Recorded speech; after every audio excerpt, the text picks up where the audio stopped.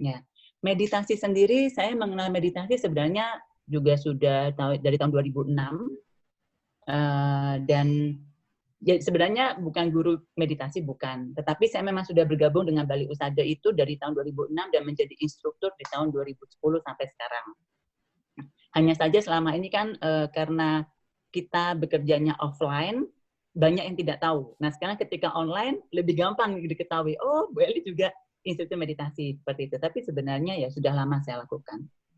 Nah, itu perkenalan dari saya. Pekerjaan sehari-hari saya berhubungan dengan dunia marketing. Di perusahaan saya berhubungan dengan dunia marketing. Yang lainnya adalah ya yang paling banyak sih menghadapi klien ya, terutama di masa-masa corona ini. Dengan banyaknya perubahan, klien saya juga menghadapi tantangan-tantangan yang berbeda. Nanti kita akan bahas bahwa bagaimana perubahan itu mempengaruhi kita. Yang dulunya kita punya banyak kesibukan, banyak identitas, yang menuntut kita menjadi seseorang, tiba-tiba ketika diam di rumah, rutinitas tidak ada, kita harus berhadapan dengan hal-hal yang selama ini kita hindari. Bisa saja anak, bisa saja pasangan, bisa saja kesibukan di rumah yang remeh-temeh, yang kita selama ini tidak mau tahu, harus kita hadapin. Dan itu ternyata mengganggu. Nah, itu banyak dihadapi oleh klien saya.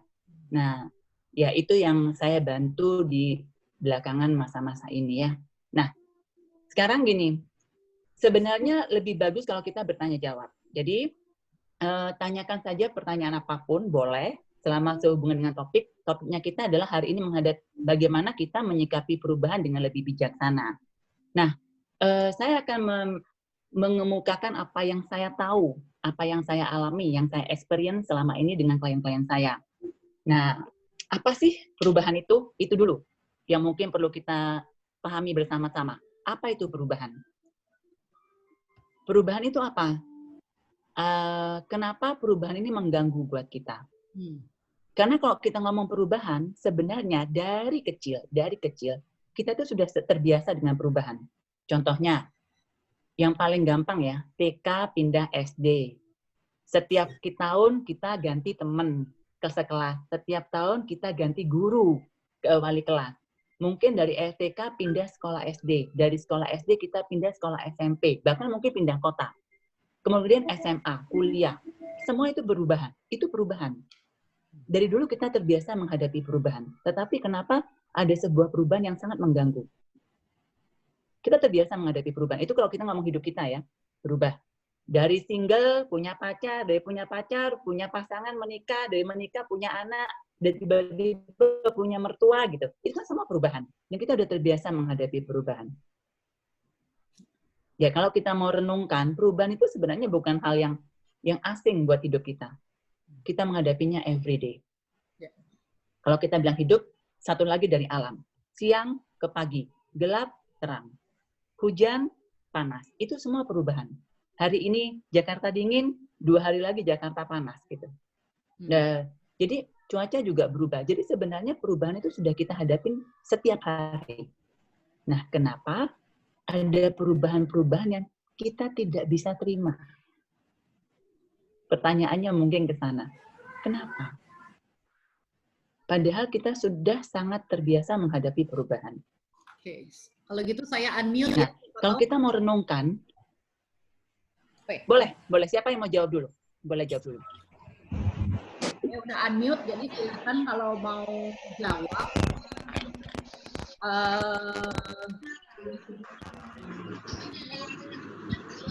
Oke, teman-teman juga kalau mau jawab silahkan di unmute, boleh.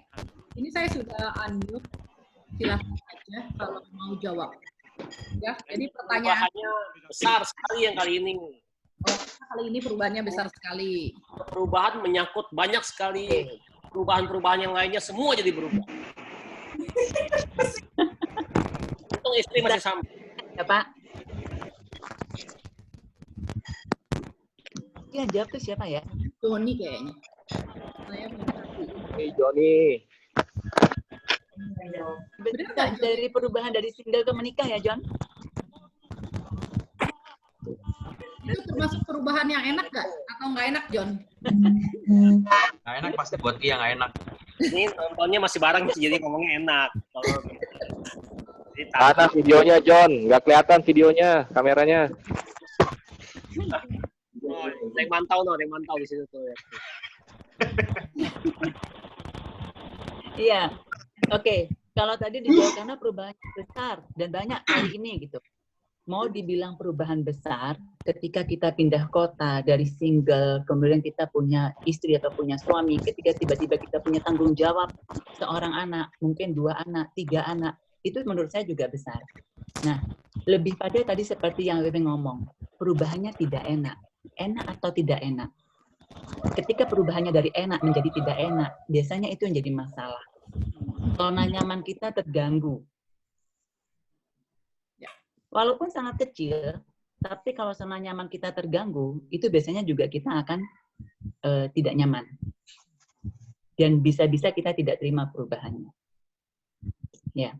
Tapi kalau misalnya perubahannya besar, enak, perubahannya banyak, membuat kita tetap berada di zona nyaman, atau zona nyaman kita semakin meningkat, masalah nggak? Nggak masalah. Mau nambah malah kan? Lagi dong, contohnya finansial.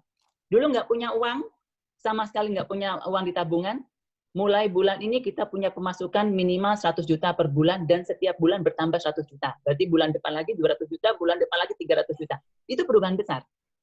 Dan banyak aspek yang akan berubah dalam hidup kita.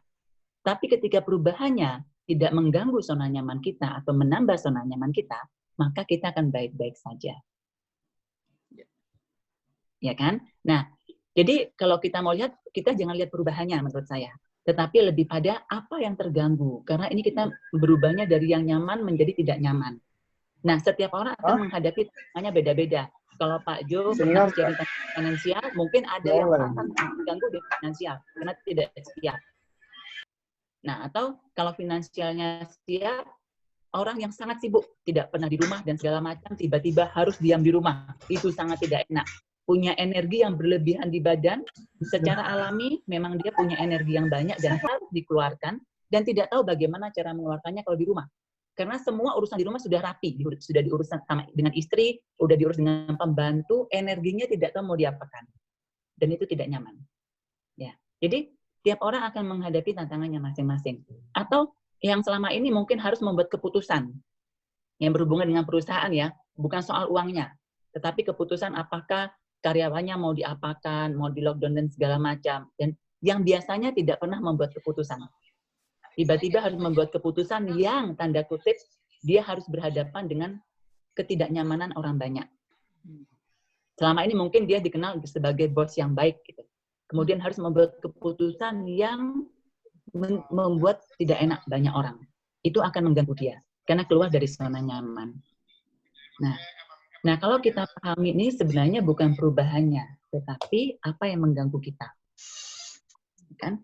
Nah, saya akan memberikan catatan yang boleh teman-teman renungkan, tidak dijawab sekarang, tetapi dicatat aja, direnungkan, siapa sih yang terganggu dengan perubahan ini, di dalam diri saya ini, bagian yang mana, dan siapa yang terganggu dengan perubahan yang tidak nyaman ini. Dan di aspek apa saya terganggu. Contohnya kayak tadi, apakah karena saya punya banyak energi tidak tahu mau diapakan, apakah saya selama ini image-nya orang baik, bos yang baik, kemudian saya harus membuat keputusan yang harus konfrontasi dengan orang lain, atau apakah yang saya selama ini punya banyak pekerjaan di rumah, di luar, tidak di rumah, punya identitas di luar yang dibutuhkan oleh orang banyak, kemudian sekarang harus diam di rumah, semua di rumah yang ngurusin istri. Jadi saya tidak punya kontribusi apa-apa. Perlu kontribusi. Nah apa? Coba direnungkan saja. Tidak perlu dijawab sekarang. Itu kita ngomong tentang perubahan. Bu, ulangin lagi, Bu. Yes, yang bagaimana? Tadi ulangin lagi, maksudnya perubahannya tadi apa aja yang harus direnungkan? Yang pertama adalah siapa yang terganggu. Siapa itu maksudnya bagian saya yang siapa yang terganggu. Apakah bagian dari saya yang seorang bos, bagian saya seorang suami, bagian dari saya yang misalnya saya ini seorang anak, yang biasanya kalau misalnya kita kumpul nih dengan orang tua ya, kalau kita kerja, berangkat kerja pagi, pulang malam, masih bisa hahi dengan orang tua, bisa nemani orang tua dengan manis gitu kan. Walaupun, nah sekarang kumpulnya 24 jam nih. Tiba-tiba kita jengkel melihat tingkah laku orang tua kita yang mungkin selama ini kita tidak lihat. Gitu. Nah, dan dalam kondisi seperti ini kan semua orang akan mengeluarkan, istilah saya itu mengeluarkan bagian-bagian yang selama ini mungkin bisa dihandle dengan baik. Dengan tekanan-tekanan yang ada, nah bagian-bagian ini tidak bisa dihandle lagi. Karakternya, sifatnya, mungkin luka batinnya, apapun itu. Jadi keluar semua.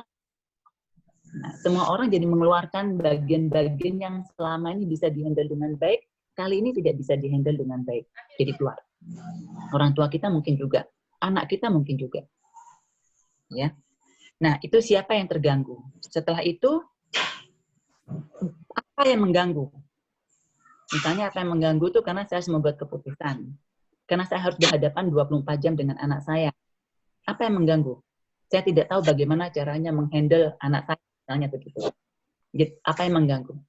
Ketika kita mengetahui dua itu saja, sebenarnya itu sudah membuat kita lebih aware, lebih sadar. Oh, ini bukan tentang perubahannya, tapi tentang diri saya. Nah, ini kita akan masuk ke tentang bijaksana itu tadi.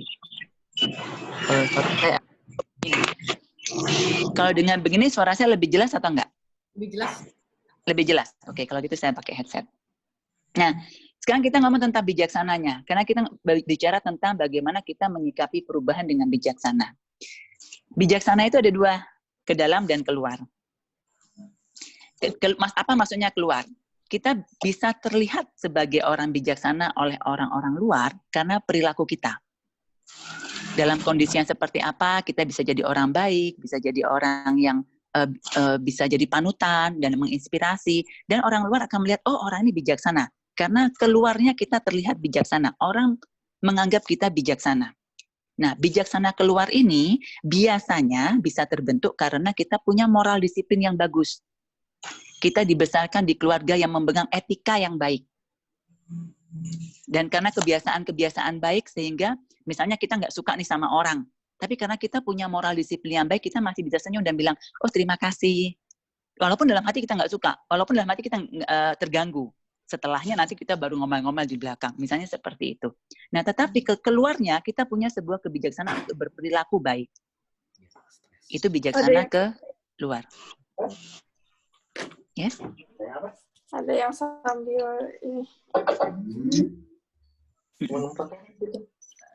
Ada yang sound. Oke, saya lanjut ya. Yang kedua, bijaksana ke dalam. Ini yang menurut saya kita perlu latihan. Karena ini tidak diajarkan di sekolah. Tapi ini kita perlu latihan. Kalau Pak Jo pernah sharing dengan meditasi, akan membantu menghadapi corona, kegalauan dalam kondisi corona ini, salah satunya latihannya adalah itu, meditasi. Karena kita perlu latihan. Bagaimana itu ke dalam? Bagaimana kita menaikkan kesadaran dan ketika apa yang kita lakukan keluar kepada orang lain, itu juga kita lakukan ke diri kita sendiri. Memaafkan, jadi baik, memahami, menerima, dan segala macamnya yang kita lakukan keluar juga kita lakukan ke diri sendiri.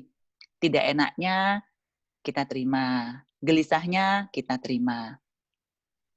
Ketika ada orang yang misalnya sedih, perlu bantuan, kita membantunya. Dan bagaimana itu kita lakukan ke diri sendiri. Ketika saya sedang panik dan sedih, bagaimana saya membantu diri saya sendiri.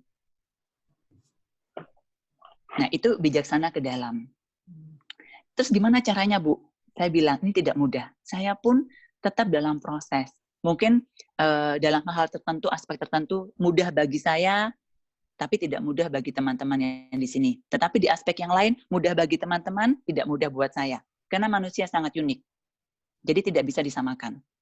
Nah, secara garis besar yang paling bisa kita lakukan adalah yang pertama menyadari di bagian mana saya tidak bisa handle. Di bagian mana kebijaksanaan saya ke dalam ini tidak bisa muncul. Ketika kita menyadari, kita terima.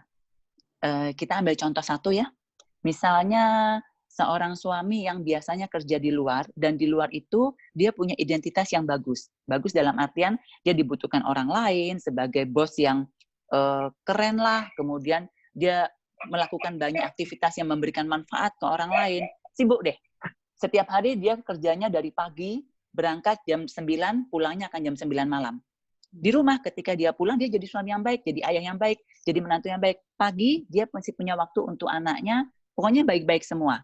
Tetapi di luar dia punya identitas dan pengakuan yang luar biasa. Nah, ketika dia di rumah, dia tidak punya pengakuan itu. Karena semua sudah dihandle. Istrinya juga orang baik. Jadi semua bisa dihandle. Dan dia tidak tahu bagaimana menghadapi kekosongan identitasnya ketika di rumah. Tidak bisa interaksi dengan orang lain. Semuanya hanya online. Tidak kelihatan hasil kerjanya. Tidak kelihatan karyanya gitu ya. Jadi itu kan akan mengganggu. Contohnya kita ambil contoh itu ya. Cara yang pertama adalah menyadari bahwa saya terganggu. Bagian mana yang terganggu? Saya tidak mendapatkan pengakuan, saya tidak punya karya-karya yang terlihat dengan jelas, saya tidak punya identitas yang saya butuhkan di luar, disadari dulu. Kemudian diterima. Diterima bahwa saya terganggu dan saya tidak nyaman dengan hal ini. Langkah berikutnya, ini yang menurut saya perlu latihan. Melepas. Let go.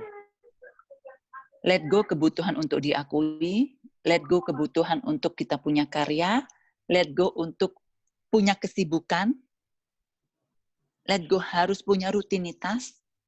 Nah, ini yang perlu latihan. Kenapa perlu latihan? Karena dari kecil kita terbiasa punya habit, punya mental, punya belief bahwa kita harus mendapatkan sesuatu, bukan melepas. Mengumpulkan sesuatu, bukan melepas. Mengumpulkan nilai yang bagus, nilai rapot yang baik, harus punya prestasi, harus ini, harus kebiasaan kita mengambil, bukan melepas. Sebenarnya melepas ini kita sudah banyak dilatih ya di agama apapun, untuk berdana, untuk memberikan perpuluhan, untuk apapun. Tetapi itu kan tidak kuat, maksud saya kalah kuat dengan kebiasaan sehari-hari. Kebiasaan sehari-hari itu kita dituntut mengumpulkan predikat anak yang baik, mengumpulkan menjadi orang sukses, mengumpulkan kekayaan, mengumpulkan uang. Itu kan lebih kuat daripada melepas. Nah, jadi kita terbiasa untuk mengambil kebutuhan kita dan harus terpenuhi. Itu sebabnya kita tuh perlu latihan. Saya bilang tidak mudah, tapi bukan tidak mungkin. Ketika kita bisa punya kebijaksanaan ke dalam ini, maka kalau kebijaksanaan keluar tadi, kita akan punya image orang yang baik dan orang yang bijaksana. Karena kan keluar. Ketika kita punya kebijaksanaan yang ke dalam, hasilnya adalah kita punya kedamaian. Kita punya peace. Itu hasilnya kalau kita punya kebijaksanaan ke dalam ini. Oke. Ya, mungkin saya kasih gambarannya begitu, karena akan banyak sekali bahasanya sesuai dengan kebutuhan masing-masing. Jadi kalau misalnya mau bertanya, ada contoh di real life, itu lebih bagus ya. Jadi kita bisa bahas gitu. Yang bersedia untuk sharing. Jadi kita bisa langsung bicarakan. Ini ada yang komen let go apa? Untuk kebutuhan jalan-jalan. Ya, salah satu tuh. Karena jalan-jalan itu kan banyak faktornya, bukan cuma jalan-jalan. Ketemu teman, hahaha. Kalau untuk sama istri bisa jalan-jalan, hahaha, menghilangkan stres ya. Udah gitu apa aja, hobinya naik motor lah, apapun itu jadi terpenuhi. Sekarang tiba-tiba harus tidak ada. Tuh. Jadi, oke, let go untuk punya kebutuhan. Oh, kebutuhan jalan-jalan masuk. Bentuk kebijaksanaan ke dalam itu bisa diulang idealnya seperti apa ya? Dari kompak, tapi nggak tahu siapa. ID-nya di sini kompak. Oke. Bentuk, mana bentuk kebijaksanaan? Oke. Itu bisa diulang idealnya seperti apa? Yang pertama, lepaskan dulu kata-kata ideal. Oke, lepaskan dulu kata-kata ideal. Karena begitu kita mau ideal, kita udah tegang duluan nih. Waduh, kebijaksanaan saya harus ideal nih. Gimana caranya? Lepaskan dulu kata ideal. Nah, yang tadi saya ucapkan itu adalah ketika kita punya kebijaksanaan ke dalam, maka biasanya kita akan punya kedamaian. Peace of mind-nya itu dapat gitu maksudnya. Tetapi ketika kita melakukan latihannya pun, itu perlu dilepaskan. Lakukan saja latihannya, kita akan sampai di titik di mana kita merasakan peace of mind itu sendiri. Oke. Ya. Jadi lepaskan dulu kata idealnya. Sekarang kalau misalnya mau tahu kebijaksanaannya ke dalamnya kita ada atau tidak, kita cek. apakah saya merasa punya kedamaian? Apakah saya tenang menghadapi apapun ini? Nah, kalau tidak, baru kita cek nih. Apa yang harus saya let go ya? Apa yang harus saya sadarin? Apa yang harus saya terima? Let go itu bagian dari terakhir ya, karena kita tidak akan bisa let go kalau kita belum menyadari apa yang mengganggu kita dan kita belum menerima apa yang mengganggu kita, maka kita tidak bisa let go. Jadi Ya. ini dari ternyata tadi yang tanya tuh Pak Yohanes. Pertanyaannya salah, nggak juga lah ya. Jadi harus melepas untuk selalu benar juga, Pak. Iya. Oke, let go. Tadi mana? Itu sama dengan pasrah, Bu Eli. Tanya dari Pak Hendra Pua.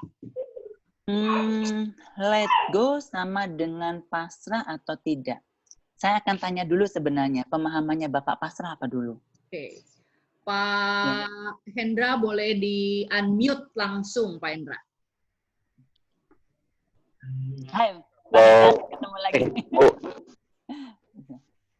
Kalau pasrah artinya menurut saya berserah. Nggak bisa kontrol apapun juga, akhirnya ya udah kita berserah aja. Gitu, Bu. Serah definisinya yang ada di otak saya sekarang nih. Oke, bisa sama, bisa tidak kalau itu definisinya. Karena tadi ada kata-kata karena kita tidak bisa kontrol, makanya ya udah kita berserah. Nah, sebenarnya let go yang di sini adalah kalau kita ngomong kebijaksanaan yang di dalam ya, yang di dalam, artinya sebuah keinginannya kita, desire kita, yang kita tahu tidak bisa dipenuhi saat ini, dan kita melepaskannya. Melepaskannya bukan berarti kita tidak berusaha melakukannya, tetapi kita melepaskannya itu dengan menerima. Kondisinya saat ini saya belum bisa jalan-jalan. Oke, kalau saya tidak bisa jalan-jalan, apa yang bisa saya lakukan? Gitu. Kalau misalnya kita tidak melepaskan keinginan jalan-jalan atau kenikmatannya jalan-jalan, maka apapun yang kita lakukan, kita akan pikirannya di sana. Waduh, coba ini bisa jalan-jalan. Waduh, coba. Jadi apa yang ada di hadapannya kita nggak bisa nikmati. Nah, kalau pasrah ini maksud dengan Pak Hendra tadi adalah dengan pasrah, maka Pak Hendra bisa menikmati apapun yang ada di depannya Bapak. Jadi jawabannya kita sama. Gitu ya. Bagi saya begini, karena terms kata pasrah, kata let go, kata sadari, terima, itu hanya sebuah kata. Banyak sekali hal pemahaman kita secara conscious, kesadaran dan awareness itu, kesadaran, conscious, dan awareness itu kan sama kesadarannya di dalam bahasa Indonesia, yang tidak bisa kita jadikan dalam satu kata. Jadi kalau saya biasanya bertanya, maksudnya Bapak apa? Kalau maksudnya itu bisa saja jadi tanya. Ya. Semoga menjawab ya, Pak. Hendra. Ya, ini ada pertanyaan. Saya baru kelihatan ya, ada Pak Ricardo di bawah. Iya, ada Pak Ricardo. Iya? Iya, Pak Ricardo juga teman lama nih. Baru kelihatan. Iya. Ada pertanyaan lagi, Bu Eli. Apa bedanya let go dan ignoring the reality? Oke, apa bedanya let go dan ignore? Nah, dari awal biasanya berbedanya dari kesadaran. Kalau let go itu dari tahap awal kita menyadari, oh ini tidak enak. Oke, saya menerima.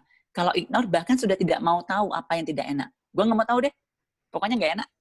Dan gue nggak mau ikut-ikut, nggak mau terlibat di sana. Jadi ketika ignore, biasanya kita akan mencari pelarian.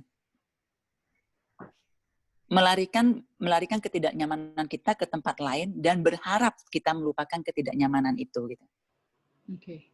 Let go itu lebih pada kita berhadapan dengan ketidaknyamanan ini, kita hadapi, kita terima, kemudian kita cek diri kita, sebenarnya apa sih yang membuat saya tidak nyaman? Sebenarnya apa sih yang saya tidak bisa terima dan saya perlu terima, baru dilepaskan. Saya akan bilang ya, kata-katanya gampang, let go, lepaskan. Prosesnya sangat tidak mudah. Tapi bisa dengan latihan. Ya. Jadi karena itu tidak mudah, itu sebabnya saya perlu mendampingi klien itu karena memang prosesnya tidak mudah. Perlu diingatkan berkali-kali, perlu di latihan tertentu agar kita bisa mulai paham. Itu bedanya ignore dan let go itu. Ya, itu Tommy sudah dijawab. Kalau terjawab, tolong lanjutkan. Silahkan Sudah. lanjutkan. Sudah. Thank you. Oke. Ini ada komen lagi. Kemarin saya dengar dari Yoris Bastian, The Art of Doing Nothing and the Art of Doing Not Important Thing. Jadi jangan melulu melakukan hal yang penting terus. Oh, ini mas sharing berarti ya? Sharing Joni buku gitu. Oke. Ya. Pertanyaan berikut. Aku mau tanya, kerjaan kita ini terdampak efek COVID sehingga tidak bisa mendapatkan income, sementara satu sisi harus terpenuhi. Keuangan semakin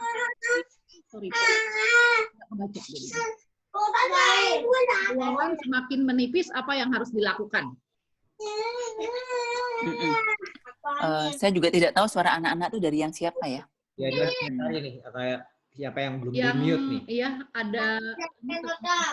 Jangan mama. Udah main tadi aja. Oke. Masih. Oke ya, udah. Yang di belakang ada suara background anak-anak, boleh tolong di-mute. Ini karena kami ini nggak ada.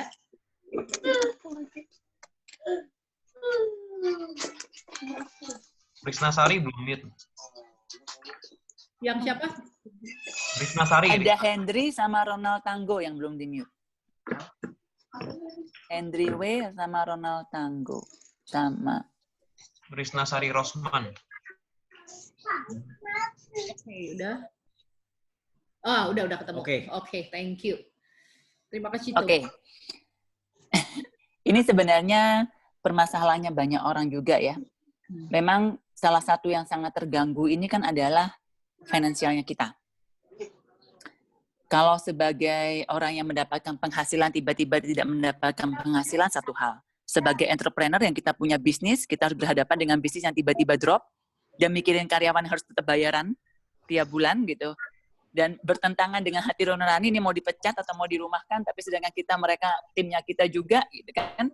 Itu permasalahan banyak orang juga. Nah, tetapi menjawab apa yang ditanyakan ini, tadi siapa yang tanya itu ya? Yang tanya Pak Hendranata.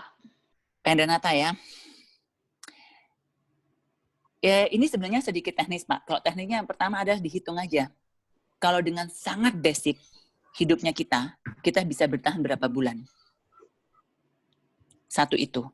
Yang kedua adalah, kalaupun ada bantuan yang kita bisa pakai, bantuannya apa aja yang kita bisa pakai dan cukup aman. Kalau kita ngomong masalah ini, kita ngomong hidup ya, misalnya untuk makan dan apa segala macam, itu mau nggak mau kan kita memang harus diselamatkan dulu. Jadi cek aja setiap bulannya kita perlu berapa, kemudian kalau terpaksa cari bantuannya apa. Karena bagi saya di kondisi seperti ini, pasti ada orang-orang yang mampu juga bersedia membantu. Apalagi kita punya komunitas seperti ini ya, saya sangat yakin kalau hanya untuk urusan makan, urusan hidup sehari-hari, teman-teman pasti akan dengan senang hati membantu gitu. Tapi ya jangan bilang mau beli handphone gitu kan, beda ya. Tapi kalau untuk urusan kepentingan sehari-hari, saya sangat yakin banyak sekali komunitas yang akan membantu even untuk 6 bulan ke depan. Satu itu. Jadi sebenarnya lebih pada dicek ke dalam, yang mengganggu itu apa? Jangan-jangan apakah saya tidak enak untuk minta bantuan? Or gengsi? Or apa gitu, or merasa kekhawatiran yang berlebihan. Saya punya satu klien yang mengalami hal yang sama, tidak sama mirip. Ketika dihitung-hitung, sebenarnya untuk kebutuhan hidupnya dia dan bisnisnya dia, tidak melakukan apa-apa, dia bisa bertahan 12 bulan. Jadi sebenarnya kan, kalau COVID ini sampai akhir tahun pun, dia baik-baik saja. Hanya saja selama ini tidak pernah terbiasa tidak ada income. Apalagi income-nya cukup besar. Tiba-tiba tidak ada income itu kayaknya panik. Harus pakai tabungan, harus keluarin deposito. Harus apa gitu maksudnya. Jadi itu tidak nyaman mengeluarkan tabungan, yang punya cadangan tiba-tiba tidak punya cadangan, keluarin deposito yang kita pikirkan deposito untuk rumah tua gitu. Itu kan plan rencana-rencana kita yang harus kita batalkan misalnya gitu, dan kita tidak nyaman dengan perubahan itu. Kalau ngomong tadi perubahan kebijaksanaan, kita cek. Biasanya kita rasa amannya terganggu. Karena rencana kita terganggu. Halo? Gitu kan ya. Di kondisi ini tidak ada rencana yang bisa kita pertahankan. Ya. Jadi di situ kalau kita lihat mungkin ada ego kita. Ego kita yang mau punya tabungan. Yang mau masa depannya lebih terjamin gitu. Nah, saya biasanya men-challenge begini, bagaimana Bapak tahu terjamin ketika COVID ini bahkan bisa membunuh keluarga kita 2 minggu lagi. Dan khawatir soal uang jadi nggak ada masalah gitu. 2 minggu lagi, kalau misalnya kita mau mati ya kita akan menghabiskan waktu, uang kita semua akan kita habiskan untuk bersenang-senang dengan keluarga kita. Bahkan mungkin seperti itu gitu. Ya, kekhawatirannya kita akan masa depan itu yang mengganggu kita. Bukan berarti tidak perlu dipikirkan, tetapi kita tetap smart planning, seminim mungkin biayanya, bisa kita bertahan berapa bulan. Cek. Kalau masih bisa 12 bulan, aman. Kan? Karena kita bisa genjot nanti ketika kondisinya mungkin sudah berubah. Kalau untuk urusan makan, saya yakin dengan komunitas yang di sini aja, pasti banyak yang akan membantu. Ya kan Pak Jo? Kalau urusan makan. Ya, betul. Gitu ya. Ada yang mintanya dibeliin handphone gitu ya. Mintanya ganti mobil. Handphonenya mintanya itu lagi, iPhone 11 Pro. Ya, John? Iya. Bahkan beberapa klien saya yang akhirnya melakukan sebuah tindakan tertentu ya, yang karena kita mau nyusun dan bagaimana caranya kita benar-benar bisa plan keuangan kita 12 bulan, akhirnya dia menghadap ke sekolah. Bilang, Bu, bahwa suami saya tidak bekerja lagi, bla bla bla, boleh enggak uang sekolah dipotong dengan online segala macam, mengajukan ke sekolah. Itu kan hal yang tidak nyaman juga kan? Ya. Tanda kutip minta bantuan sebenarnya ke sekolah. Apakah sekolah akan memenuhi atau tidak itu satu hal, tapi kita melakukan sebuah action. Ya. Tuh, ketika kita menerima perubahan itu. Gitu. Oke. Ya, Oke. Semoga membantu. tadi dari siapa ya? Pak Hendranata ya?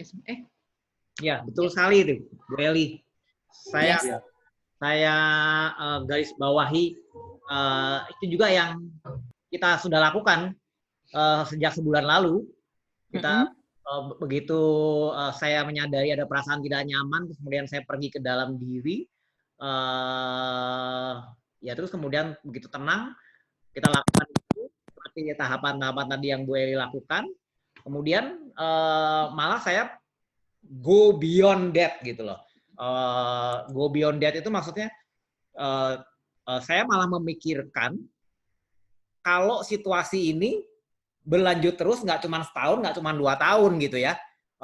Kalau misalnya setahun, 2 tahun, 3 tahun, mungkin kondisi keuangan kami masih oke. Tapi kalau sampai terus berlanjut situasinya berubah gitu ya, ini kan biasa nih pikirannya kalau saya tipenya orang yang berpikir the worst case itu seperti apa gitu, sampai bertahun-tahun. Akhirnya saya jadi merealisasikan ide saya yang sudah lama, yang selama ini nggak saya realisasikan, yaitu mulai bercocok tanam sayur-sayuran di rumah. Saya nonton YouTube cara cocok tanam walaupun itu hobi saya gitu. Selama ini yang tertunda, kemudian saya udah mulai nanam cabai, nanam caisim, nanam kangkung, dan udah umur 10 hari ini udah lumayan tumbuh. Kayaknya seneng gitu ya. Jadi saya udah memikirkan bagaimana bertahan hidup kalau sampai tidak ada ini bertahun-tahun kemudian gitu. Walaupun itu nggak mungkin sih, sebenarnya nggak mungkin. Cuman jadi saya menemukan hobi baru dan mungkin itu akan menjadi salah satu hobi baru saya yang saya akan tekuni, bercocok tanam. Malah saya punya impian, ke depan nih enak juga ya kalau nggak usah beli belanja sayur, saya bisa cocok tanam sendiri. Masih banyak tanah-tanah kosong di sini, saya tanamin semua di sekeliling sini. Saya bisa punya perkebunan sayur mayur, malah nggak perlu belanja lagi ke pasar gitu. Jadi sekarang kalau pagi yang pertama dilihat pohonnya udah sampai setinggi apa ya? Iya. Dan ternyata di komunitas lain hal ini juga dilakukan karena kebetulan kan saya kan juga cukup banyak bersinggungan dengan komunitas UKM tangan di atas. Ternyata hari ini komunitas tangan di atas mengadakan pesta wirausaha nasional. Mereka anggotanya ada puluhan ribu. para UKM itu, mereka mengadakan Pesta Wirausaha Nasional online pertama kali. Salah satu materinya adalah bagaimana mulai bercocok tanam untuk sustainable living, untuk supaya mereka sudah nggak harus belanja lagi dari perkebunan di rumahnya sendiri, bisa hidup gitu, gitu. Sehingga itu paling tidak bisa membuat rasa tenang gitu ya, atau mengalihkan pikiran yang panik untuk jadi bercocok tanam lebih tenang. Ya, itu nanti sebenarnya masuk ke bagian part akhir, Pak. Gimana kita melakukan? Oke, nice. Cuman ini bacain dulu ya, Bu Eli. Yang mengganggu biasanya bisa fokus buat tugas di kantor. Sekarang sering di rumah.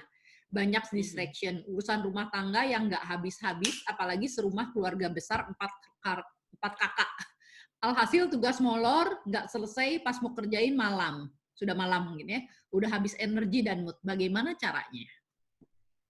Ya, sebenarnya itu terjadi sama saya juga di awal-awal ya. Jadi contohnya gitu, tadi saya meeting online gitu, terus tiba-tiba ada kemenangan, Mami ini lihat hasil karyaku gitu, nah gitu ya. Ya itu memang yang akan terjadi salah satu resiko kalau kita di rumah. Nah, kalau ini jawabannya sebenarnya disiplin, sama kata tega. Disiplin itu hubungannya dengan kata tega. Ketika kita mau disiplinkan anak contohnya, hanya urusan tega. Tega nggak kita say yes or say no kepada anak gitu. Nah, rasa tidak tega ini yang membuat sebenarnya jadwalnya kita itu berantakan. Misalnya kita harus selesaiin tugas, ada deadline. Kemudian anak kita minta something, atau minta dimasakin, atau apa, dan segala macamnya. Atau mertua minta apa gitu ya. Rasa tidak tega ini akan mengganggu jadwal kita. Sekali lagi, untuk urusan tega ini memang tidak mudah. Tetapi itu balik lagi. Nah, prioritas. Cara yang lain adalah bisa mengambil waktu di mana semua orang masih belum bangun. Kalau memang memungkinkan itu pekerjaan yang personal ya. Itu salah satu trik yang saya lakukan juga. Ketika aktivitas saya yang harus saya kerjakan dan tidak bisa konsentrasi ketika banyak orang, maka saya bangun 1,5 jam lebih awal daripada orang rumah saya. Jadi itu untuk menyelesaikan apa-apa yang saya harus selesaikan sendiri. Selesai. Setelah itu, jadi saya lebih tenang. Kalau kita tidak tenang, biasanya kita berinteraksi dengan orang rumah pun, itu akan lebih memicu emosi-emosi yang tidak penting. Karena bagian dari kita merasa saya punya tugas yang masih diselesaikan, masih belum tenang gitu. Dan nanti urusan yang nggak penting jadi pemicu yang malah tidak memperbaiki kondisi atau keadaan. Nah, memang akhirnya dibutuhkan istilahnya disiplin diri. Dan urusan tega aja, jam berapa saya mau konsentrasi, jam berapa saya mau fokus, apa yang harus diselesaikan. Jadi sebenarnya perubahan ini ya, menuntut kita tuh banyak hal. Termasuk di rumah harus manage waktu, berhadapan dengan anak dan pekerjaan secara bersamaan. Yang selama ini, kalau kita kerja enak, nggak ada gangguan. Sekarang kita dilatih untuk bagaimana caranya fokus di kondisi yang tidak kondusif. Atau memanage waktu dengan lebih baik. Oke. Gitu. Ya. Itu Bu Indri jawabannya. Monggo Bu Eli kalau mau lanjutkan tadi step pertama menyadari, terus menerima, yang ketiga let go, tadi kayaknya ada yang keempat ya. Iya. Nah ini kan benar juga. Sebenarnya kondisi seperti ini tuh mau nggak mau akan memunculkan banyak kreativitas. Kalau kita bisa menerima, kita bisa let go, itu jadi kita bisa enjoy. Bayangin ketika kita sangat sibuk, kita tidak punya waktu, kita berangan-angan kita punya waktu banyak untuk melakukan hobinya kita, seperti yang tadi Pak Jo bilang. Dari dulu udah kepingin nih berkebun, tapi selalu aja ada hal-hal lain yang kita prioritaskan dan tidak bisa kita kerjakan. Ya. Untuk orang-orang yang sudah terbiasa di rumah, terbiasa melakukan hal di rumah dan punya banyak waktu untuk dirinya sendiri, tidak akan ada masalah. Saya punya teman yang COVID tidak COVID bagi dia tidak masalah. Karena memang dia pekerjaannya sibuknya itu di rumah dari pagi sampai malam semua di rumah. Nah, jadi itu tidak masalah buat dia. Nah, untuk orang yang bisa keluar akan jadi masalah. Padahal biasanya orang-orang yang sibuk di luar dan tidak punya waktu untuk dirinya sendiri selalu berangan-angan. Aduh, kapan gua punya waktu untuk diri sendiri? Aduh, kapan punya waktu untuk meditasi? Aduh, kapan punya waktu untuk ikut training ini? Kapan punya waktu? Nah, sekarang dikasih waktunya, terus tiba-tiba bingung. Betul. Padahal kita cukup lagi merecall Ketika saya dulu sibuk, saya ingin melakukan apa dan tidak bisa saya kerjakan. Ya. Mungkin ini saatnya dilakukan, dicoba. Ya, betul. Karena orang-orang yang sibuk biasanya punya keinginan itu, aduh mau ikut ini, mau ikut ini, mau ikut ini. Gitu. Tapi nggak kejadian gitu, karena kita sangat sibuk. Mau main sama anak lah, mau apa, mau belajar apa, gitu. Nah, apapun itu. Saya ada satu teman Yes. status, Silakan, Cibi. bikin status gini. Sekarang di rumah pada ngomel. Waktu kerja katanya pengen di rumah. Gue sampai harus resign untuk bisa di rumah. Sekarang lu masih punya kerjaan udah bisa di rumah katanya. Which is true. Which is true. Dua tuh. Yeah. Kayaknya, Sebenarnya mengganggu bukan urusan di rumahnya. Punya waktu di rumah itu sebenarnya melakukan hal-hal yang kita lakukan itu menyenangkan. Yang mengganggu itu adalah hal yang belum kita let go tadi. Misalnya kita masih punya urusan kantor yang belum selesai, menghadapi karyawan dan segala macam, itu masih berkutat di pikirannya kita dan kita masih belum punya solusinya dan kita harus di rumah. Kayaknya kita nggak bisa ngapa-ngapain gitu. Terus menghadapi Kalau kita hal-hal yang mungkin belum diketahui sehingga itu mengganggu. Jadi apakah pekerjaan saya oke, bagaimana banyak jadi ketakutan-ketakutan yang belum tentu terjadi itu yang menyebabkan sekarang penderitaannya udah lebih dulu gitu. Iya. Salah satu klien saya juga yang merasakan hal yang sama gitu. Pengennya meditasi dan apa segala macamnya. Ketika begini malah tidak bisa meditasi. Dia nih orang kaya, sangat kaya, propertinya banyak. Ini bukan Pak Jo ya. Ini orang Jawa Tengah gitu. Propertinya sangat banyak gitu. Nah, jadi amit-amit seandainya pun harus tutup perusahaannya, dia baik-baik saja. Tetapi untuk ambil keputusan, let go bahwa perusahaannya dia harus tutup, itu pasti tidak nyaman. Perusahaannya tutup, dia 7 keturunan juga akan baik-baik saja. Karena propertinya sangat banyak. Hanya saja untuk tanda kutip ketika semua harus down, tidak ada order karena dia ekspor ya. Tidak ada order, karyawannya nggak tahu mau diapain. Mungkin dia bilang the worst, Bu, maka saya harus tutup perusahaan saya. Saya bilang kalau kamu tutup perusahaan kamu masih bisa hidup lagi. Bisa. Berapa tahun? Dia menghitung berapa tahunnya aja nggak kehitung. Karena propertinya sangat banyak. Saya bilang, jualin aja tuh satu-satu properti, kira-kira kamu bisa hidup sampai berapa tahun. Nah, jadi yang membuat tidak tenang, sebenarnya bukan karena punya banyak waktu di rumah, tapi step yang sebelumnya tadi, belum let go. Belum menyelesaikan itu. Jadi ketika punya banyak waktu di rumah pun, tidak tenang juga. Punya keinginan yang lalu-lalu juga, nggak punya mood untuk dikerjakan. Karena pikirannya masih di sana. Belum move on ya Bu Eli?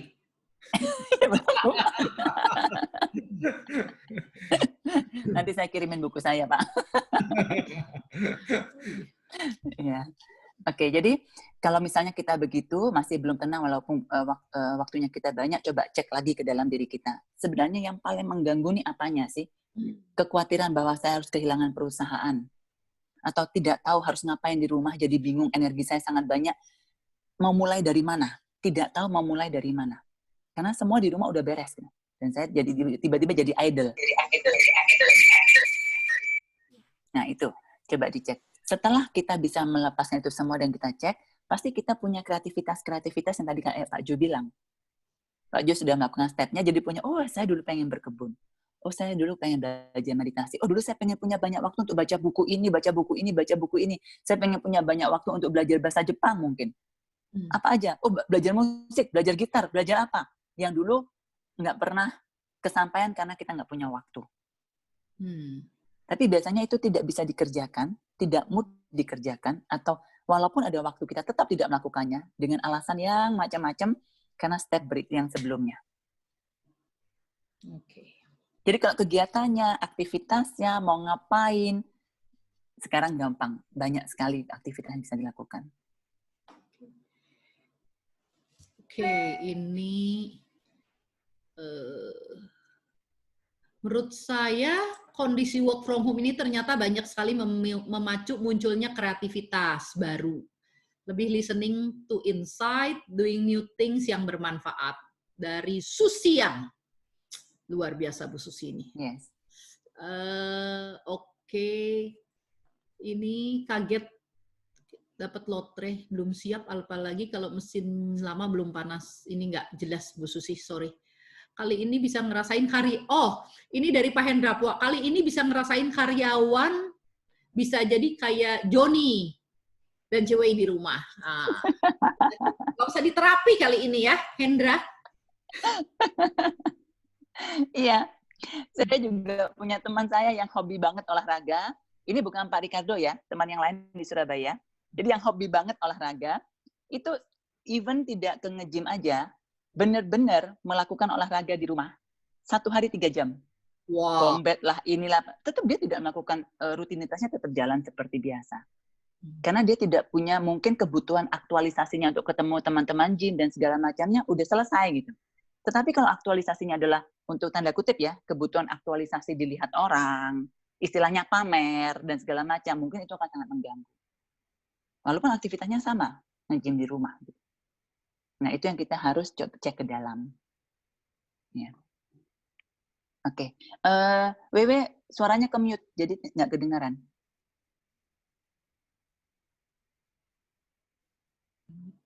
Oh, oke. Ya, walaupun kegiatannya sama, ke gym, tetapi mungkin pemenuhan kebutuhannya berbeda. Sehingga perubahan ini menimbulkan respon yang berbeda juga gitu ya, Bu Eli. Betul, betul. Intensinya atau niatnya ke gym berbeda. Berbeda. Yang satu buat pamer, yang satu buat sehat gitu. Nah, kalau intensi buat pamer atau buat show off ya intensi itu yang nggak terpenuhi kan, sehingga dia menderita kan, nggak bisa menerima. Tapi kalau untuk sehat, ya nggak perlu ke gym, nggak apa-apa, bisa dilakukan di rumah olahraganya gitu. Ya, itu Joni komen satu lagi, cuci mata bisa lewat YouTube sekarang. Ya, jadi sebenarnya tidak ada yang salah dengan intensi misalnya kita pengen pamer badan kita bagus, pengen pamer bahwa kita bisa gerakan ini, pengen pamer bahwa kita bisa apapun itu, tidak ada yang salah dengan itu. Hanya saja ketika terjadi perubahan dan kita sudah tidak bisa mendapatkan itu di saat ini, bagaimana kita punya sebuah awareness untuk melepas kebutuhan itu sementara.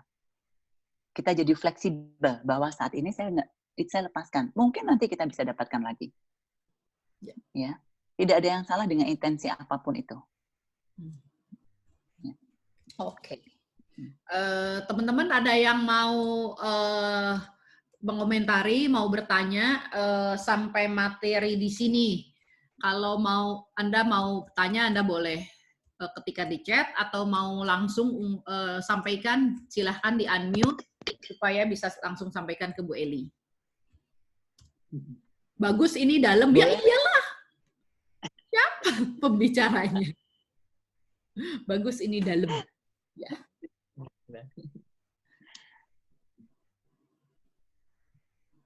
Ya, sebentar saya cek. Oke. Ya. Ini lagi pada merenung semua nih nampaknya Bu Eli. Memang saya sih merasanya topik hari ini cukup berat untuk dicerna ya. Biasanya karena banyak yang live itu very ya easy listening. Ini sesuatu yang benar-benar membuat kita harus mikir nih. Mikir, merenung ke dalam. Ini memang topik yang dalam sih, seperti Joni tadi bilang ya. Ya, ini Pak Ricardo bilang bahwa 2 minggu pertama seperti cacing kepanasan, sekarang mulai enjoy. Yang pasti tanaman di rumah jadi hidup lagi ya. Good. Ya, itu bagian dari yang sebenarnya tadi saya tidak masukkan di bahasan, tapi ini karena Pak Ricardo ngomongin juga, yang saya juga sekarang sedang pelajari dan dalamin dan saya pahami tentang energi habit, energi dari kebiasaan. Ya, jadi kebiasaan-kebiasaan itu membuat sebuah energi di badan kita. Dan itu jadi kayak air yang mengalir dari kebiasaan gitu. Ketika kebiasaannya kita tidak ada, kita kayak cacing kepanasan yang tadi Pak Ricardo bilang. Ini kebiasaannya mau diapain nih? Kok tiba-tiba ganti? Nah, energi kebiasaan ini levelnya itu bisa macam-macam. Dari level sadar, unconscious, bahkan lebih dalam lagi, kita nggak tahu bawaannya dari mana. Energi kebiasaan. Dari leluhurnya kita mungkin. Dari leluhur tuh misalnya bisa bisa berhubungan dengan karakternya kita, misalnya sebagai orang Jawa, sebagai orang Chinese, sebagai agama tertentu gitu. Itu kan ada kebiasaan-kebiasaan, energi kebiasaan. Itu memang tanda kutip bisa sangat mengganggu kita ketika terjadi perubahan, dan energi kebiasaan ini tidak bisa punya tempat, tidak punya tempat lagi. Oke, ini jadi bahan diskusi sama istri. Sebenarnya apa yang kita let go dan cari substitusi yang bikin happy yang lain. Jubah bolongnya di let go, John. Jubah bolong. Apa itu jubah bolong? Kayaknya kamu punya personal agenda. Oke, dari Bu Susi yang berarti kemampuan setiap orang untuk mengelola atau memanage stres sangat penting ya Bu dalam menghadapi setiap situasi. Yes, kemampuan memanage apa yang ada di dalam kita. Saya tidak bisa bilang stres. Karena stres itu juga termsnya akan berbeda untuk tiap orang. Karena artinya stres sebenarnya kita merasa tidak mampu menyelesaikan apa yang ada di hadapan kita. Bisa berhubungan dengan waktunya kita nggak cukup, atau SDM-nya kita nggak cukup, atau uangnya kita nggak cukup, apapun itu artinya stres. Tapi bisa saja di dalam kita ini adalah kecewa. Di dalam kita adalah sedih. Di dalam kita adalah khawatir, di dalam kita adalah marah, gitu. Jadi kemampuan kita memanage apa yang ada di dalam kita. Oke, gitu ya, Bu Susi. Pak Edi lagi meresapi, Bu Eli top. Oh ya tentu dong Pak Edi. Bu tolong ulangi bagian disiplin harus tega dari Tommy Lee. Disiplin harus tega itu. Tega ada dua juga ya. Tega ke orang lain dan tega ke diri sendiri. Saya akan bahas ke tega diri sendiri dulu ya. Yang sebenarnya gini contohnya. Ketika kita mau disiplin olahraga, kita harus tega ke diri sendiri untuk bangun pagi. Kita harus tega ke diri sendiri untuk tidur tepat waktu, maksudnya tidak terlalu malam, tidak bergadang. Kadang-kadang kita masih merasa nyaman. Kita harus tega kepada diri sendiri untuk strict dengan makanan tertentu. Karena kita mau sehat. Nah, sama halnya ketika anak kita sakit misalnya. Sakit batuk lah, demam. Harusnya kan secara disiplin, dia tidak makan gorengan, dia tidak makan yang menambah sakitnya lebih parah. Nah, ketika anak kita merengek, kita akan disiplin tidak memberikannya. Itu harus tega. No, tidak boleh. Karena ini untuk kebaikanmu. Nah, seringkali karena itu tidak berhubungan dengan sakit atau kita tidak melihat bahayanya, kita tuh jadi nggak tega. Jadinya kita nggak disiplin. Oh ya udah nanti aja. Oh ya nanti aja. Oh ya nanti aja. Karena saya memberikan perumpamaan tadi dengan anak yang sakit. Karena itu kan bisa kelihatan jelas kan. Nah, seringkali dalam kehidupan itu kita tidak melihat sakitnya. Kita tidak melihat sisi bahwa ini kalau dilakukan terus-menerus, maka berbahaya. Makanya seringkali kita itu jadi tidak disiplin. Teganya nggak ada, gitu maksudnya. Bayangin kalau kita tahu nih, kalau kita lanjutkan terus nih, mati dah kita gitu. Nah, itu kita akan lebih disiplin. Di situ kita akan lebih tega untuk mengatakan tidak. Nah, sehubungan dengan tadi pertanyaannya dengan bekerja, misalnya, ini udah jelas-jelas tahu nih, kerjaan lagi susah, kondisi susah. Kalau saya tidak menyelesaikan deadline pekerjaan saya akan mungkin memberikan beban kepada perusahaan, atau mungkin saya akan dipecat. Kalau kita punya pikiran seperti itu, maka kita akan lebih disiplin dengan gangguan apapun yang ada di rumah. Dan itu kita harus tega untuk mengatakan tidak kepada orang-orang rumah. Sorry ya, jam segini sampai jam segini saya ngantor. Tapi di rumah, saya di kamar, jangan diganggu. Kecuali urusan yang sangat penting, misalnya begitu. Nah, itu maksudnya disiplin hubungannya sama tega. Untuk berkata tidak. Terjawab. Semoga menjawab. Pemilih. Terjawab, Tom. Oke, dari Bu Indrayani lagi. Matur nuhun Bu Eli, Cuy Kojo and all, kepikiran bisa baca buku, nulis-nulis, gambar-gambar, kerajinan tangan, berkebun, masak, ngawasin anak dengan disiplin dan tega. Good. Ini sebenarnya aspirasi yang bagus, Ibu. Nah, sekarang kalau kita ngomong ini tinggal coba diatur, manajemen waktu aja, mau bagaimana, dan kalau misalnya alasannya kuat, biasanya otomatis teganya keluar. Maksudnya alasannya kuat tuh kayak tadi, kalau anaknya kita sakit, parah, kemudian dokter sudah bilang tidak boleh makan gorengan. Kalau gorengan dia akan semakin parah dan tidak sembuh, biasanya teganya kita otomatis keluar. Nggak boleh, mau dia nangis juga kita nggak kasih gitu. Nah, itu kan kita mulai disiplin dan tega, karena kita punya alasan yang kuat. Nah, bisa dimulai dengan hal yang paling kita inginkan. Misalnya jangan semua, ini kan banyak nih, baca buku, nulis, gambar, kerajinan. Coba aja mulai dari yang simpel, yang paling kita inginkan. Gitu. Nah, itu jadi kita bisa mulai dengan hal yang kecil dulu. Kita bangun di situ habit kita. Untuk jadi disiplin, yang kecil-kecil aja dulu. Ya. Memang work from home ini jadi banyak isu mengenai disiplin, time management, itu sebetulnya isunya muter-muter di situ ya. Karena Yes, sebetulnya betul. namanya juga work from home. We supposed to work at home. Sebenarnya kita udah ngirit waktu di jalan, di perjalanan gitu, tapi ya memang karena challenge-nya itu untuk mendisiplin environment-nya di rumah, tetapi kita harus bekerja. Sampai saya ngelihat ada beberapa temen itu kerja di rumah, tapi dia udah pakai bajunya baju kerja gitu. Terus beberapa anak sekolah saya nggak tahu apakah diharuskan oleh sekolahnya, tapi mereka sambil belajar di rumahnya itu pakai seragam sekolah. Nah, apakah hal seperti itu seberapa signifikan untuk membantu disiplin tadi, Bu Eli? Kalau saya bilang signifikan atau tidak itu tidak bisa disamakan untuk semua orang. Tergantung orangnya.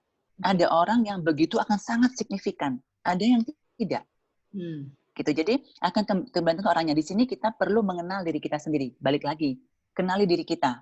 Apa sih yang bisa membuat saya lebih disiplin?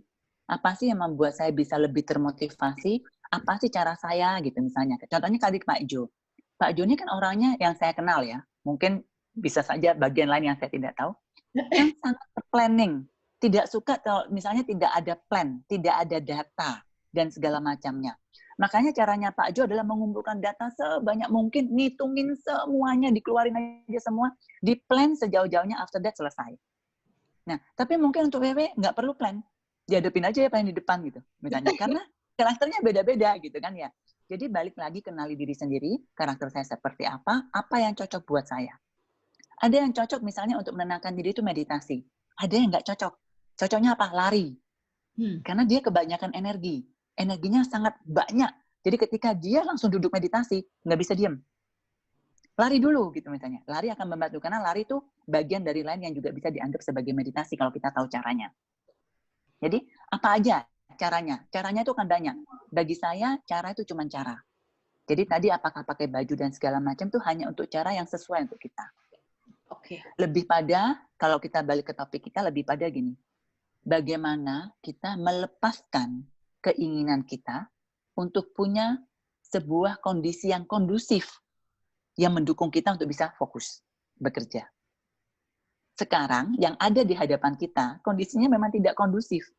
Oke, kalau kita sudah melepaskan keinginan kita punya lingkungan yang kondusif yang mendukung kita, maka kita bisa berhadapan yang di hadapan. Oke, sekarang kondisinya tidak kondusif. Dengan kondisi yang seperti ini, saya bisa ngapain? Saya harus seperti apa?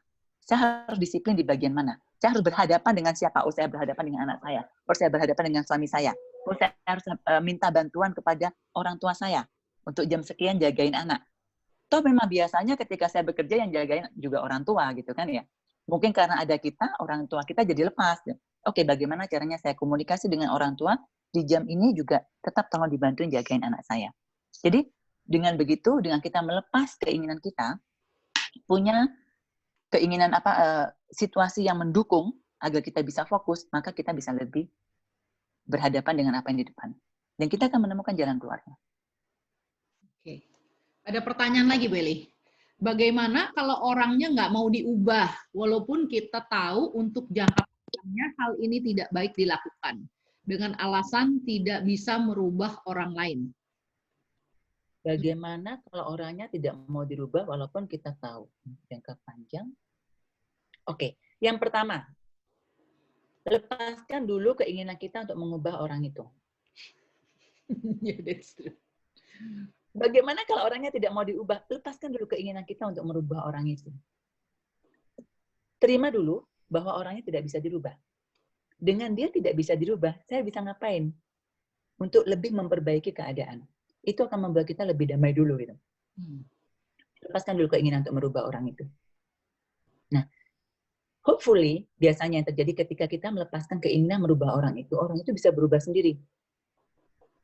Biasanya begitu. Karena persepsinya kita juga sudah berubah. Kita sudah tidak ingin lagi merubah orang. Ya. Kalau kita melepaskan, oke, oh memang dia begitu. Dia memang orangnya cerewet. Oh memang dia orangnya tidak terplanning. Mau-maunya dia, makan seenak-enaknya gitu. Keluar-keluar gitu misalnya. Dibilangin nggak bisa. Udah tahu COVID ini masih aja keluar-keluar gitu kan. Nah, misalnya begitu. Oke. Lepaskan keinginan untuk membuat dia mengerti disiplin ini. Sekarang apa yang bisa kita bantu untuk membuat dia lebih aman? Ya. Kasih masker. Kasih masker lah, kita kasih hand sanitizer lah, kita apakan lah, whatever itu. Tapi jadinya kita sudah melepaskan keinginan untuk merubah orang. Apa itu berhubungan dengan melekat kepada output yang kita harapkan, Bu Eli? Yes, pasti. Kan kita punya goal, jadi kita khawatir kalau goalnya tidak tercapai gimana. Nah, ketika Wiwin ngomong apakah kita melepas dengan output, kita cek.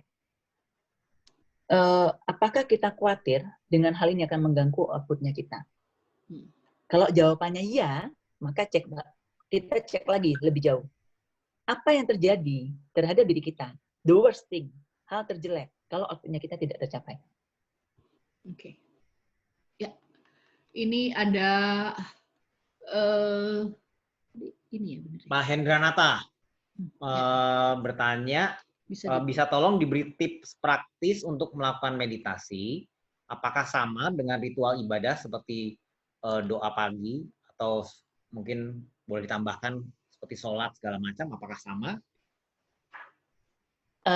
Oke. Yang pertama, meditasi itu banyak tujuannya. Dengan tujuan tertentu meditasi, banyak caranya. Jadi kalau misalnya Bapak maunya meditasinya adalah untuk ketenangan diri, maka saya bisa bilang sama dengan doa. Dengan catatan, doanya dengan kusuk.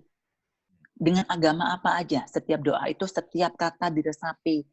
Doanya jangan cepat-cepat gitu ya, bukan cuma sekedar dibaca, tapi setiap kata diresapi, setiap kata menjadikan sebuah perenungan diri. Pelan-pelan bacanya, maka itu akan sama. Karena kita akan mencapai hal yang sama, itu adalah ketenangan. Kalau tujuannya meditasi, ketenangan. Nah, kalau misalnya tujuan meditasinya menyehatkan badan, apakah sama? Mungkin jawabannya tidak benar-benar sama, hanya bagian. Karena ada teknik-teknik tertentu untuk kita meditasi menyehatkan badan. Bagaimana kalau meditasinya untuk peningkatan spiritual misalnya? Mungkin akan berbeda juga. Jadi yang pertama, cek dulu kebutuhannya apa. Jadi jawabannya bisa sama, bisa tidak. Tergantung tujuannya kita meditasi. Nah, kalau misalnya mau belajar tips meditasi, saya akan mengatakan yang pertama itu tadi, cari tujuannya. Kemudian cari informasi dan cari cara yang cocok untuk Bapak.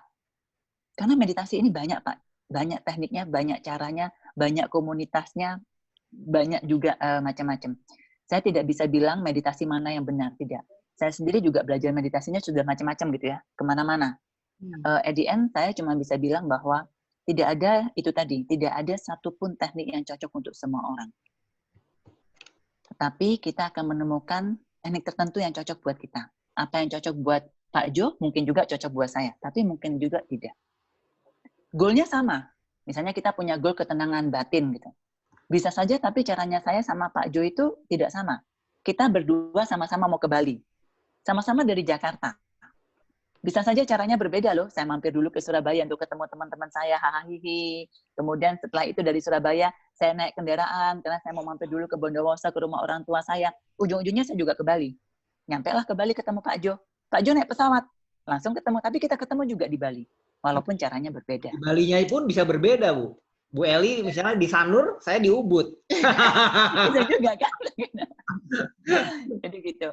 Nah, kalau ya itu jadi gambarannya mungkin seperti itu. Kalau goalnya pun kita sama, sebagai manusia yang unik, kita dibesarkan dengan kebudayaan yang berbeda, punya karakter berbeda, punya bawaan lahir yang berbeda, punya talenta yang berbeda, punya past life yang berbeda dengan bahasa apapun, maka kita punya cara yang berbeda. Cari. Kita boleh punya inspirasi. Lihat si A, lihat si B, belajar ke sini, boleh saja, silahkan. Itu bagian kita mengumpulkan inspirasi. Bagian dari pencarian kita. Ya. Tapi kalau saya ditanya, Bu, tipsnya apa? Saya cuma bisa bilang, tentukan dulu tujuan meditasinya apa. Setelah itu, cari caranya. Kalau sudah tahu tujuannya, lebih mudah cari meditasinya. Kalau related dengan keadaan saat ini kan banyak yang merasa ya misalnya ketidaktenangan gitu. Ada meditasi tertentu, mungkin Bu Eli yang bisa kasih tips yang tadi Pak Hendranata itu. Kalau misalnya tujuannya untuk ketenangan, yang pertama bisa dengan doanya masing-masing. Bedanya adalah doanya levelnya diperdalam, kusuknya. Kalau dulu misalnya doa sholatnya cuma asal sholat, kali ini diperdalam kusuknya. Kalau dulu doa salam Bunda Maria itu dengan asal doa aja, sekarang diperdalam, dipahami makna doanya. Itu salah satunya. Jangan kayak yang kedua ya. Jadi benar-benar tahu saya ini doa apa sih dan maknanya apa sih, doa kepada siapa, kenapa saya berdoa kepada Bunda Maria, kenapa saya berdoa kepada apa, ke Allah, kepada Tuhan, apa. Jadi kita lebih paham dan kita lebih kusuk. Satu. Yang kedua adalah untuk ketenangan itu adalah mindfulness, present moment. Itu yang untuk ketenangan.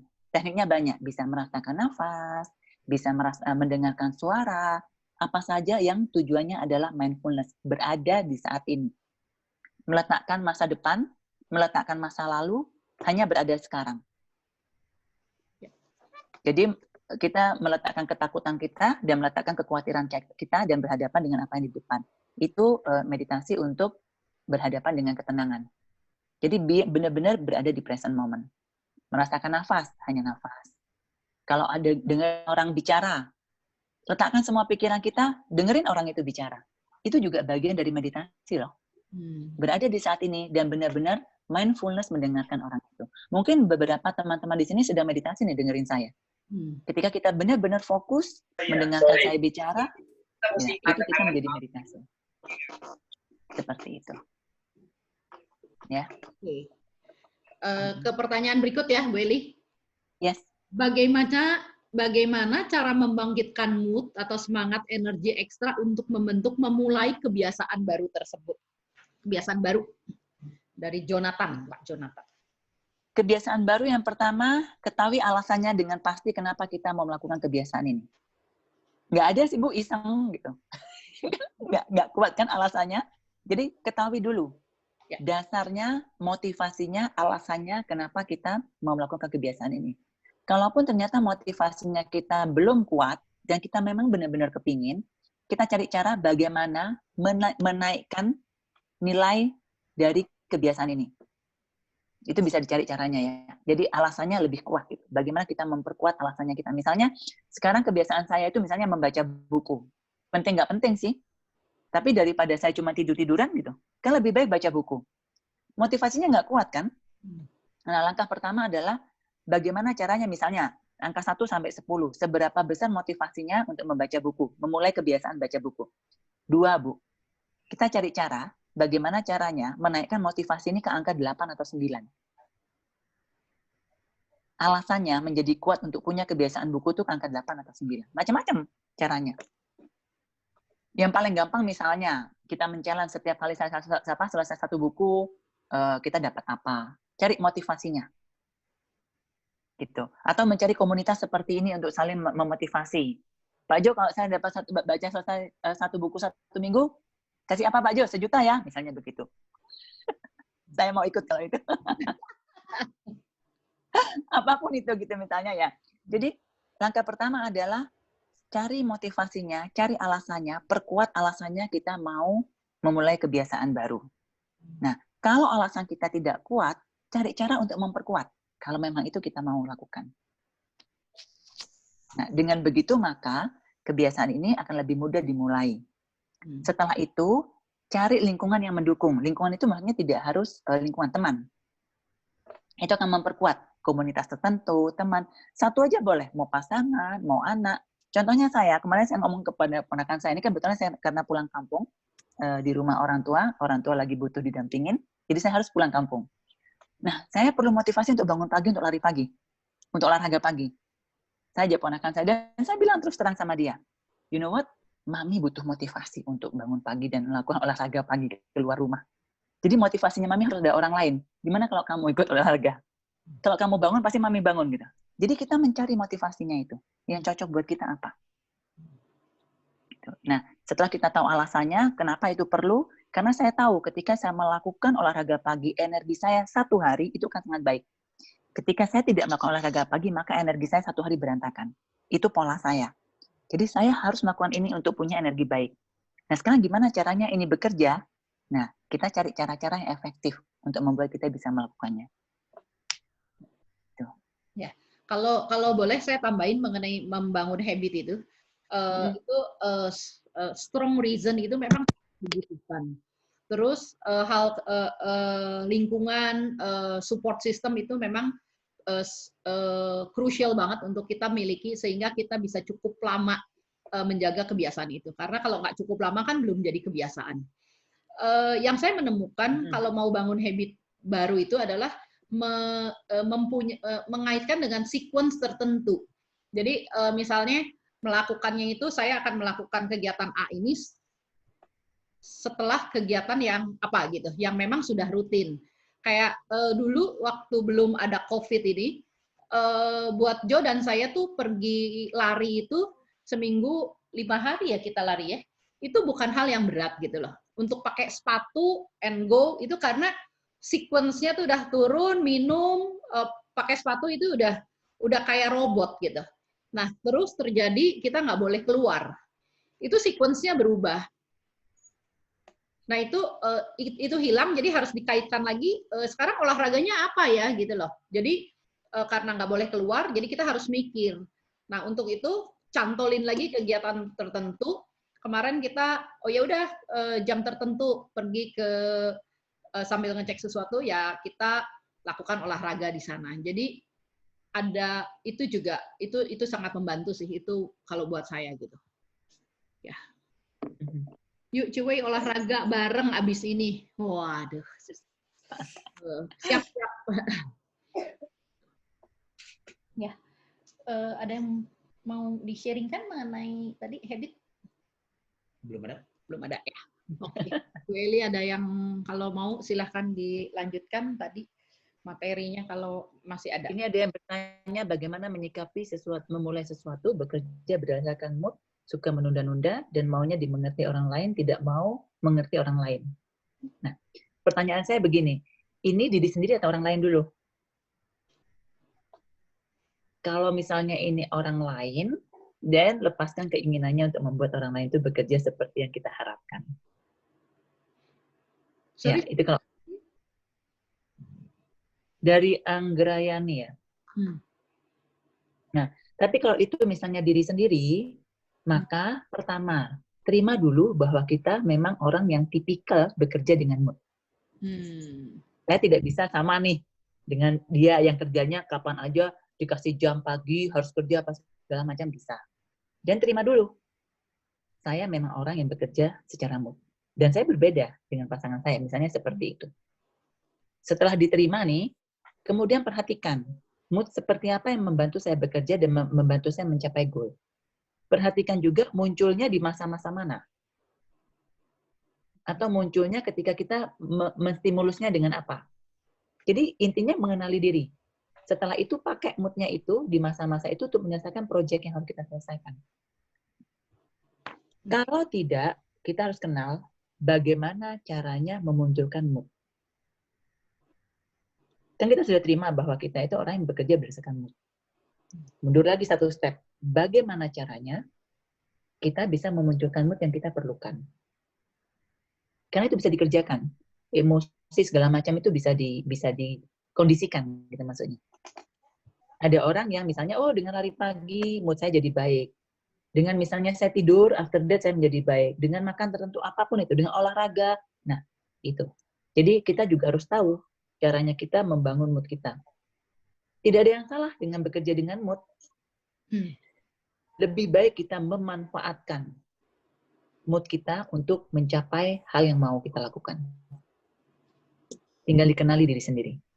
Kadang-kadang orang yang bekerja dengan mood ya kerjanya malah lebih bagus gitu daripada yang cuma sekedar rutinitas. Bagaimana kita memanfaatkan itu saja. Ya. Menunda itu sebenarnya berhubungan dengan mood. Mau dimengerti juga berhubungan sama mood. Jadi kalau misalnya mood, terima dulu, oke, saya tipikal ini, dan cari caranya menciptakan mood tertentu. Semoga bisa bermanfaat. Semoga terjawab ya, Bu. Ya. Buat teman-teman yang mau olahraga di rumah, mungkin bisa coba pakai apps namanya Freeletics dari Pak Hartono nih ya inputnya. Di sana ada timernya dan harus diikuti sampai selesai. Thank you Pak Hartono.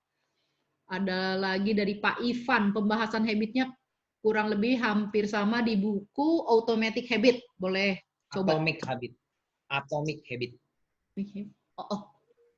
Atomic Oh, Habit. Automatic.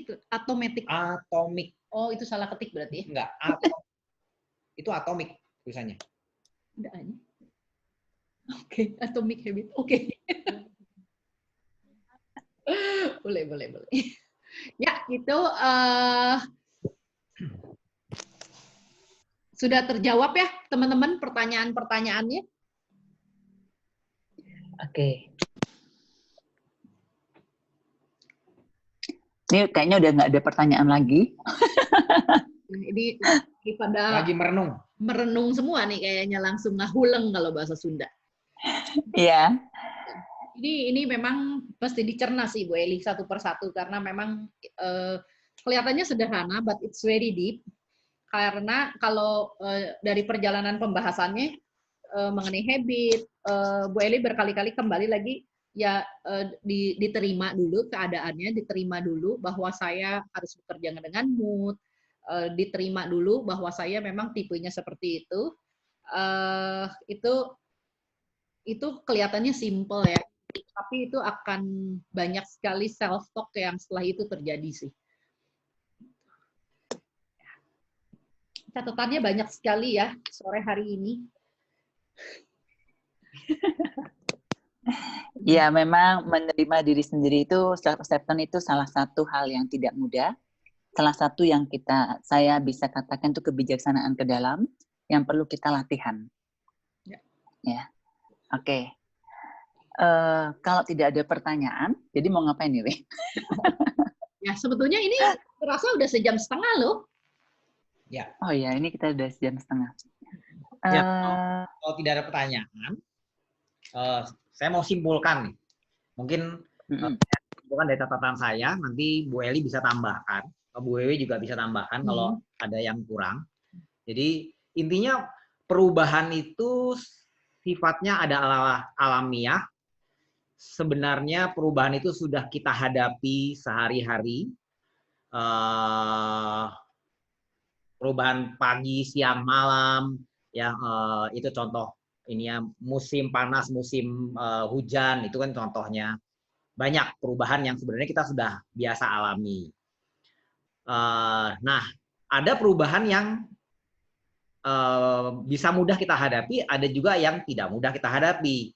Perubahan yang enak atau nyaman, perubahan yang tidak enak atau nyaman. Nah, yang membedakan apa sih? Yang contohnya situasi saat ini yang buat kebanyakan orang adalah situasi yang tidak nyaman, tidak enak. Kenapa? Bukan kenapa, maksudnya bagaimana cara ngatasinya? Cara ngatasinya adalah yang pertama, cari tahu dulu, pergi ke dalam diri. Bagian mana sih yang membuat saya tidak nyaman, gitu kan? Bagian diri saya mana, atau state apa, atau part apa di dalam diri saya yang membuat perasaan tidak nyaman ini. Setelah itu, hal apa yang tepatnya mengganggu bagian diri saya itu. Jadi ini lebih ke menyadari, meningkatkan kesadaran terhadap perasaan diri kita. Nah, terus kemudian setelah ketemu di mana yang tidak nyamannya dan hal apa yang membuatnya tidak nyaman diterima. Oh iya, memang saya saat ini tidak nyaman, bagian diri saya ini tidak nyaman di bagian situ. Kemudian setelah diterima, disadari, let it go, gitu kan?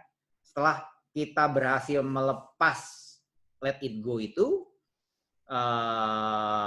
step yang keempat adalah barulah kita bisa memikirkan hal-hal yang positif, apa yang kita mau lakukan, hal-hal kreatif apa yang kita mau lakukan. Karena kalau kita masih belum let go, perasaan tidak nyaman itu, apapun yang kita rencanakan atau kita ingin lakukan ya akan sulit untuk dilakukan, gitu.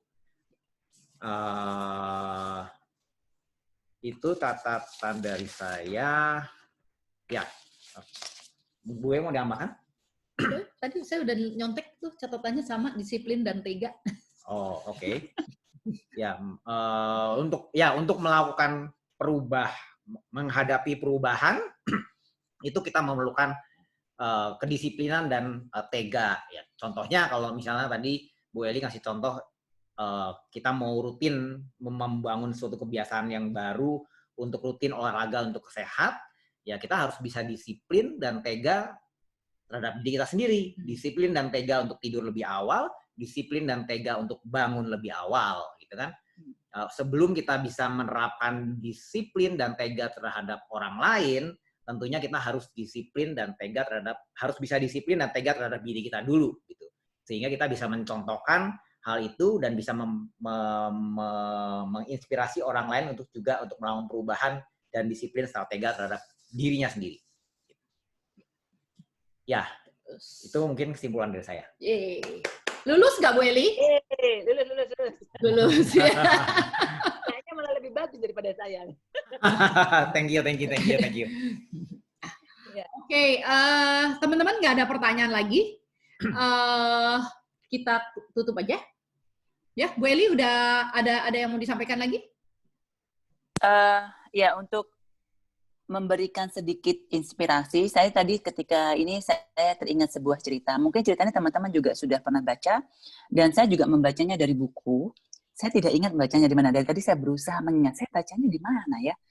Anyway, ini bukan cerita saya, tapi ini sangat menginspirasi saya untuk lebih memahami bahwa bagaimana perubahan dan hal-hal yang terjadi di hidup kita itu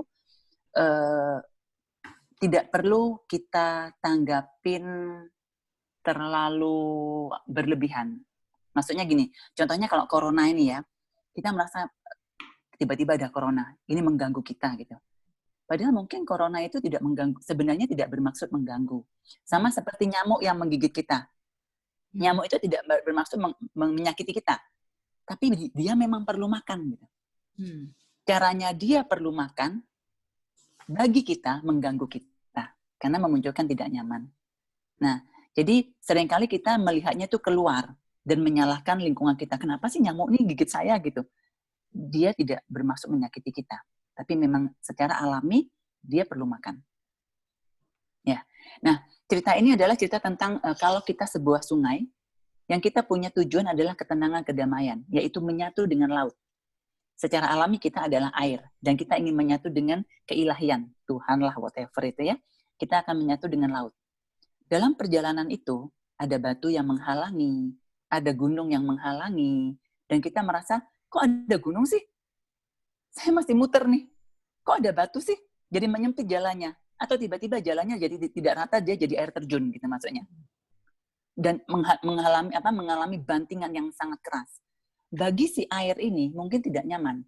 Harus bertabrakan dengan batu, harus menyempit, harus dihempas dengan keras jadi air terjun gitu.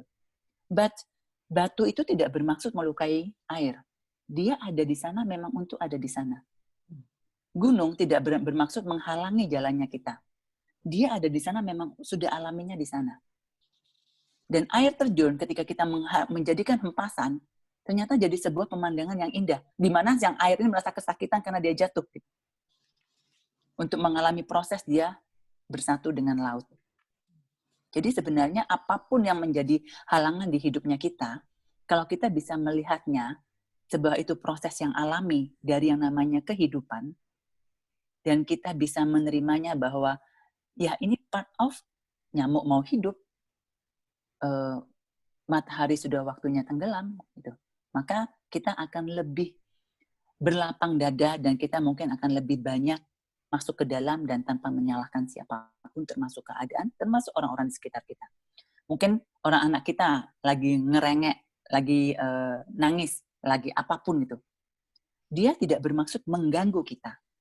Dia sedang punya kebutuhan untuk menangis. Pasangan kita moodnya lagi nggak bagus, lagi PMS kali ya gitu. Dia tidak bermaksud marah-marah ke kita. Dia sedang struggling dengan dirinya, di mana dia harus berhadapan dengan PMS-nya. Tidak bermaksud menyalahkan kita atau mengganggu kita.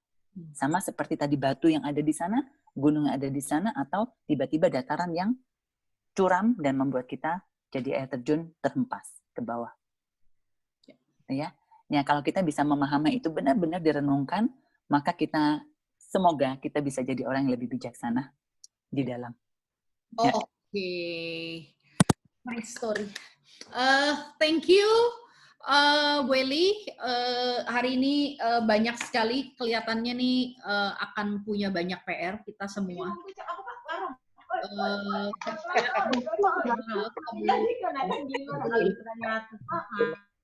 Oke.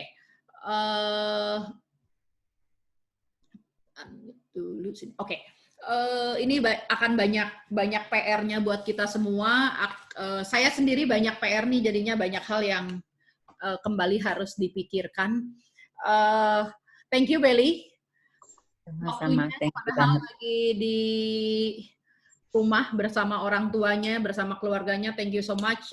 Seperti biasa, setelah ketemu Bu Eli ada banyak hal yang saya jadinya kayaknya perlu berpikir mengenai banyak hal.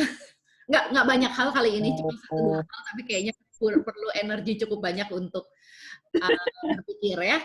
So, teman-teman, saya unmute supaya kalau mau minta beli barang sudah dipakai,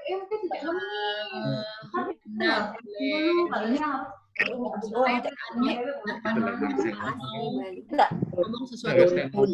Admin itu terus kamu rumah sakit. Nyawo, kamu harus prosedur itu. Sama ini mau belajar apapun itu. Thank you so much. Thank you so much. Boleh Pak? Aku kayak ini Pak, aku sekarang terserah lo mau ngomong. Ini ada yang berhasil di unmute, ada yang enggak. Bu Eli, thank you so much. Hari Thank you Bu Eli. Terima kasih. Bu Eli. Bye. Thank you, Wewe. Thank you. Terima kasih Bu Eli. Thank you so much. Kalau mudah-mudahan kita bisa belajar lagi sama Bu Eli one day ya. Semuanya. Ya udah. Terima kasih Bu Eli. Thank you semuanya. Terima kasih Bu Eli. Ciwe.